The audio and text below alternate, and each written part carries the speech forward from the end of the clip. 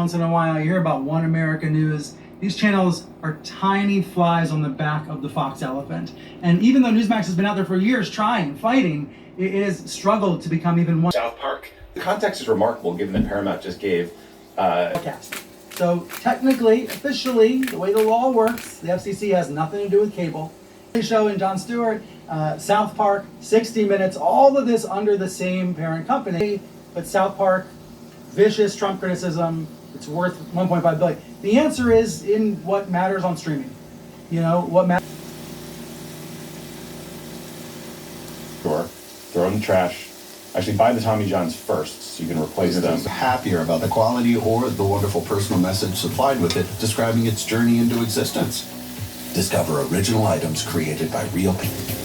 Let's turn to the White House in the White House press corps. The Trump administration has cracked down on the White House press corps in ways that we've seen a dozen different examples of pressure points on a daily basis.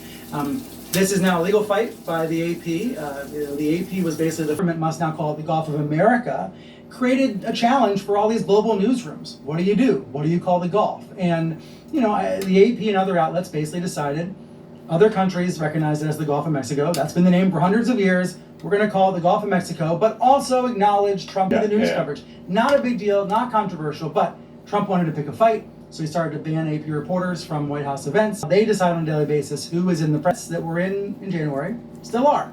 I think we should recognize, for the most part, it hasn't changed. But the mix has evolved over time. There are now explicitly pro-Trump outlets that don't do reporting. They're there to provoke and opine, not to report. They are a regular part of the press pool now. And places like the is that that's going to become more common, that Trump is going to start to do that on a more regular basis going forward, and there's nothing really to stop him from doing so.